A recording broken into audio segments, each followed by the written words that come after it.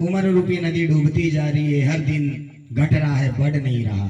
डूबने का मतलब ये है कि जिस दिन से बच्चा जन्म लेता है उसी दिन से उसकी उम्र बढ़ती नहीं है, घटती है, कम होना शुरू हो जाती है। इसलिए कहा है नाव के माही नदियां डूबे किस विधु उतरू पार, भरा समुद्र पानी से गहरा लीजो पल में उभार। ये जीव जब तक इस संसार के अंदर है ना तब तक कोई खतरा नहीं है, मगर ये संसार अगर हमारे अंदर रहने लग गया ना तो खतरा ही खतरा है। ठीक उसी प्रकार जो नदी में नाव होती है, नाव जब तक नदी में रहे तब तक कोई खतरा नहीं है, मगर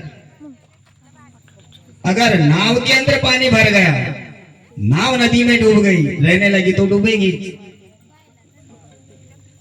इसीलिए ये जो संसार हमारे अंदर हमने बसा रखा है, बस हकीकत सत्यता तो यही है। जो ये जब बोलते हैं ना जगत ना कभी मीठा है वो बनता बिगड़ता, ऐसा कोई विषय ही नहीं है, जैसे का वैसे ही है। मगर संसार मिटाना है कहां से? हमारे अंतर से। हमारे अंतर में मन की सृष्टि हमने बसा रखी है, उस मन की सृष्टि का ध्वंस करना है हमने। ये जीव किसे कहते हैं? आत्मा के अंदर अनात्म भाव का प्रकट होना, अर्थात इस संसार को अपना मान लेना, संसार के सुखों को अपना मान लेना,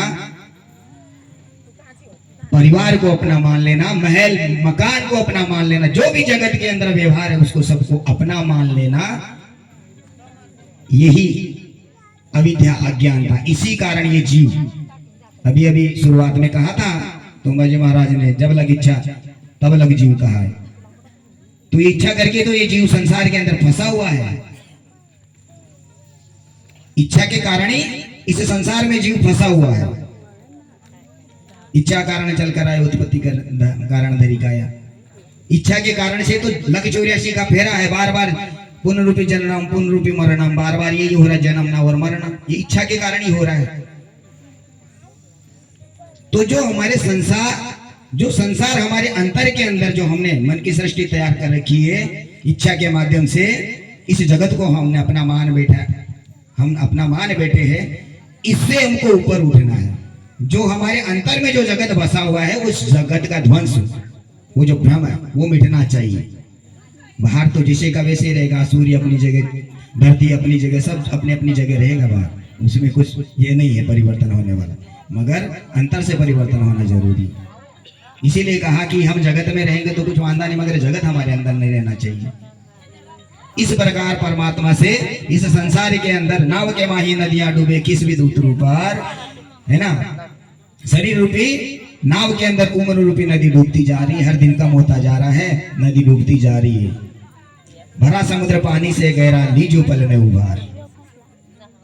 ये विषय वासनाओं से ये संसार सागर भरा पड़ा है, पानी से, विषय वासना रूपी जल से। लीजो पल में उभार, हे परमपिता परमेश्वर, हे भाती जी महाराज आप कृपा करना।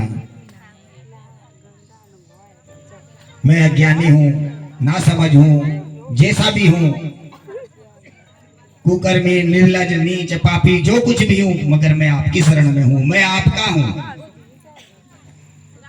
और इस देह से जुड़े हुए जितने भी नश्वर कार्य वो भी आप ही के हैं। तो इस संसार सागर में मैं फंसा हूं, मैं आपका हूं, तो आपको ही मुझे तारना है, आपको ही मुझे से बाहर निकालना है। इस प्रकार ये जीव हमेशा परमात्मा से पुकार करता रहे, इसी प्रकार पुकारता रहे जिस प्रकार माता कलवा और राजा तखत सिंह दोनों शिव और शक्ति के उपासक थे, महाकाली के।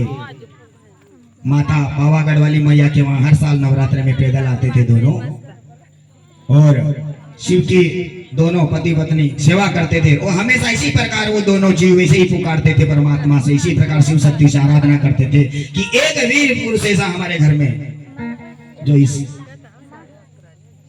हमारी नगरी की तो रक्षा करे ही करे, मगर इस जगत के अंदर जीवों का भी उद्धार कर सके। इसी प्रकार पुकार करते हैं वो। तो आइए आगे इस भजन में क्या बताया है।